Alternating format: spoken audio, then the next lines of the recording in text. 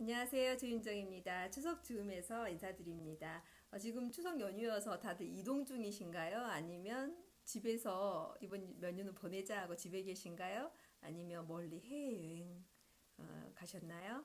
각자의 그 삶의 패턴에 따라서 명절을 보내는 것도 다 다른 것 같습니다. 어떤 분들은 지금 마음 가운데 굉장히 들뜬 마음도 있을 것이고, 좀 불편하고 분주하다 이런 분도 계실 것이고, 또 특별히 더 외로움을 느끼는 분들도 계실 것 같습니다.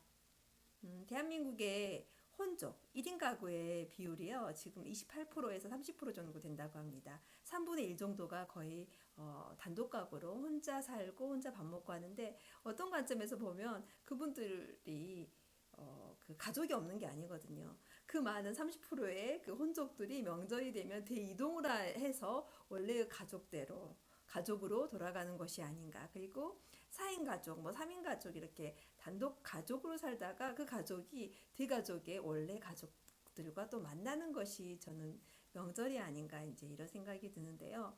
그러다 보니 사람과 사람과 이렇게 만남이라는 건 사실 그 안에 어떤 교착 지점이 있어서 소통을 하는 거잖아요.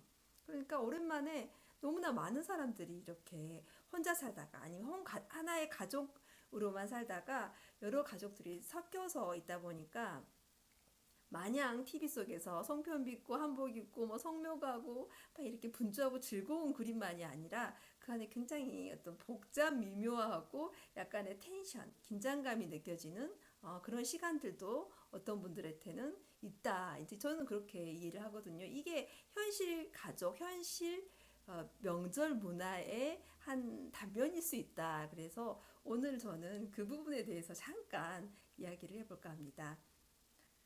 우선 커뮤니케이션 측면에서 한번 볼까요?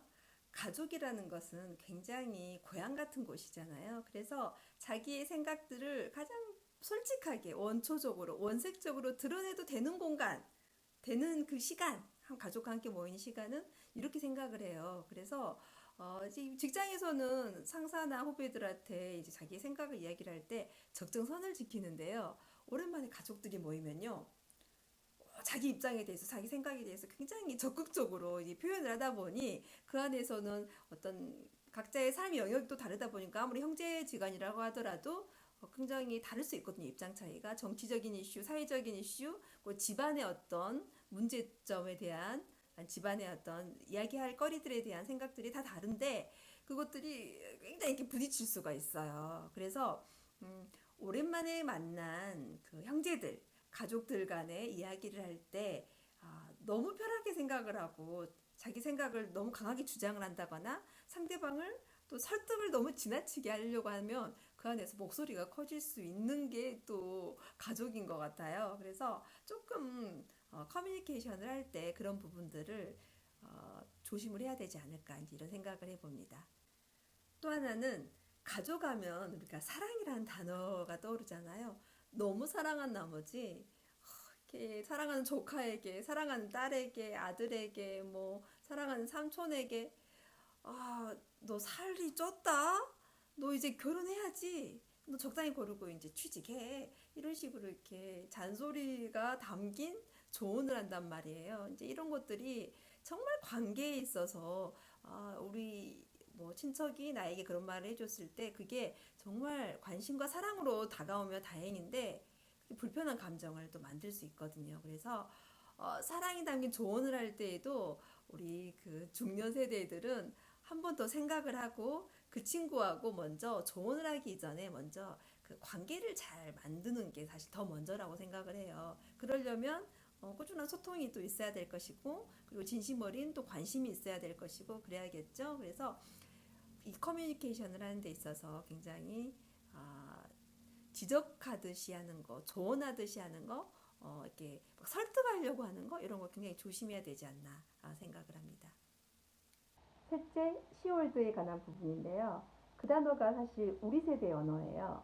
우리 그 한 20년, 10년 선배 세대에서는 그런 단어가 없었어요. 다시 말해서 당연하게 며느리가 명절 때 음식하고 시댁가 이렇게 막 하는 것을 당연하게 받아들였는데 저희 세대만 하더라도 우리가 꼭 이거를 해야 되나 말아야 되나 이런 좀 그런 게 있어요. 분위기가 여행 가고 싶고 명절 안 되고 여행 가고 싶고 이런 게 있는데 저 같은 경우는 제가 며느리가 저 혼자예요. 그래서 집안에 제사도 많고 이게 명절도 있어야 돼서 이거를 그냥 받아들이는 편이에요. 받아들이고 기영하는 거 즐겁게 하자 이런 마인드이긴 한데 그렇다고 해서 제가 제 주변에 이 시댁하고 음식하고 이 문화에 대해서 불편해하는 것들에 대해서 내가 맞고 너가 틀려 저는 그렇게 생각하진 않아요. 모든 문화가 저는 우리 사람들이 살아가는 데 있어서 좀 더 합리적이고 편리하고 조금 이렇게 수용할 수 있는 수준으로 저는 이렇게 변화되고 진화된다고 보거든요. 그래서 이전에 비해서는 지금이 더 간소화됐을 것이고 지금보다는 우리 자식 세대 앞으로 30년 뒤는 조금 더 이 명절 문화가 간소화되지 않을까 이제 그런 생각을 하는데요. 그렇게 될 수밖에 없는 게 제가 얼마 전에 그 신혼부부 30대 초반의 신혼부부를 만났는데 이번에 명절 처음 맞이하는 것을 너무 이렇게 긴장하고 어려워하고 불편해 하더라고요. 그 이유가 뭘까 곰곰 생각을 해보니까 그것도 있는 것 같아요. 소통법들이 지금 바뀌고 있어요. 다시 말해서 우리 1세대들은 주로 얼굴을 마주보고 눈을 아이 컨택하면서 대화를 주로 하는 그런 세대였을 거예요. 고작 한다면 전화로 소통하는 거. 근데 우리 세대는 카카오톡으로 주로 많이 하거든요. 이야기를 자식하고도 카카오톡으로 많이 대화를 해요. 그러면 이 부모 세대, 시부모 세대하고도 문자로 많이 안부 인사를 한단 말이죠. 실제로 얼굴 맞대고 2박 3일 한 공간에서 숨 쉬고 같이 밥 먹고 이거 하는 거를 갈수록 어려워할 수밖에 없다는 거죠. 그러면 우리 자식 세대, 저희 며느리가 들어왔을 때는 어떨까요? 제가 아무리 편하게 해준다고 하더라도 그 며느리도 불편할걸요? 그렇다면 이게 지금 10월드란 이런 단어가 나와서 조금 현실적인 그 방법들로 절충안이 나오고 조금 더 간소화되고 제사 문화나 명절 문화 간소화되는 이 시점에서 이것들이 계속 유지될 것인가? 아니요. 갈수록 편해진다. 10월드란 단어가 색깔이 약해지거나 아예 20년 뒤, 30년 뒤 없어질지도 모른다. 조금 더 자율, 개인의 자율, 개인의 삶의 어떤 판단에 의해서 선택할 수 있도록 될 것이다. 저는 그렇게 생각을 하고요. 그러면 명절 문화는 없어질 것인가? 그것도 아니라고 생각해요. 왜냐하면 그 가족이 선택한 그 문화가 우리는 명절만큼은 꼭 지키자. 그렇게 하면 그대로 갈 것이고요. 조금 더 유연하게 이제 좀 축소하거나 아니면 이렇게 좀 합리적으로 가자 하면 그게 또 간소한 문화로 바뀔 거라고 생각을 해요. 중요한 것은 형식보다는 저는 그 안에 사람들이 얼마나 잘 서로가 소통하고 기왕이면 즐거운 문화로 이것들을 가져가는 게 중요하지 않나. 서로 존중해주고 서로 배려해주는 그런 문화로 가는 게 좋지 않나. 이제 그런 생각이 듭니다. 저도 이제 내일부터는 명절 음식 많이 해야 돼요.